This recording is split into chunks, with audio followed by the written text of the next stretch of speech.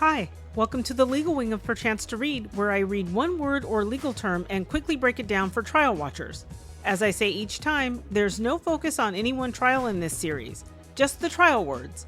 And as always, nothing in this video is intended to be legal advice to anyone about anything. Okay, let's jump right in. Indictment, pronounced indictment, but spelled like indictment. Although an indictment is perhaps the second most momentous event that can occur in a criminal proceeding, likely falling behind only the verdict, it's very easy to explain what it is. In the United States, a person charged in a criminal action has a constitutional right to know what the charges are. The government does not simply send a notice to a suspect telling them to show up for their criminal trial on a given date like we might see in a Franz Kafka novel. First, the suspect must be told that criminal charges have been levied against them and what those charges are. That thing that synopsizes the charges and formally enters them into the record is called an indictment. To obtain an indictment against a suspect, the prosecutor must first present evidence to a grand jury. A group of citizens called for jury duty specifically impaneled as a grand jury to assess evidence and decide whether there is enough probable cause to hand up to the court an indictment against the suspect. Rule 6 of the Federal Rules of Criminal Procedure requires a grand jury to have 16 to 23 jurors. Alternate jurors may also be selected. The decision by the grand jury to indict does not need to be unanimous. A majority of 12 jurors voting to indict suffices. The grand jury process is not public and can be far less formal than a full trial. When the grand jury convenes, the prosecutor presents evidence to the grand jury, explains the law to them as a group, and lets the grand jury make its decision. The defendant is not present. That might seem strange, but if you think about the grand jury phase as an extension of or the final step in law enforcement's and the prosecutor's investigations, you see that it's a fact-finding process that's not much different than the police canvassing a neighborhood to ask people if they witnessed the crime, where the suspect is also not included. Suspects often don't know they're being investigated. It protects evidence and prevents possible witness tampering. And think about this. What if they have the wrong guy? A grand jury pool of citizens can keep the government from making a huge mistake and uprooting someone's life during an investigation and formal and daunting grand jury proceeding that doesn't even go anywhere.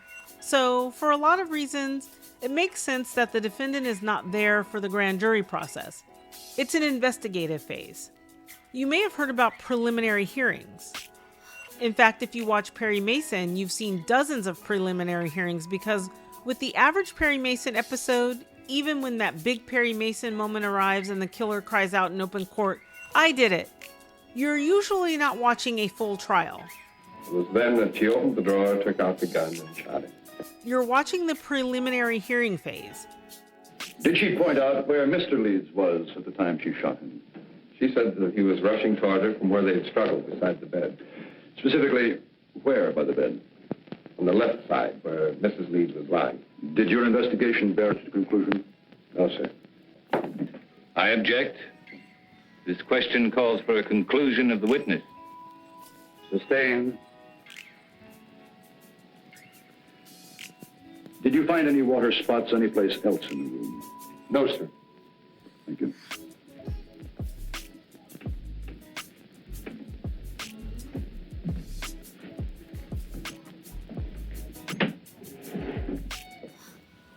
Sergeant Hill, what makes you so certain Joe Leeds did not move closer to Mrs. Leeds than the area of the water stain? To wet a wool rug through that way would require quite a concentration of water. That means the victim would have to stand the spell. But Mrs. Leeds said that he came right in and over to her. Just answer the question, Sergeant. The prosecuting attorney is well able to argue his case. Sorry. What about some of the other people in that room?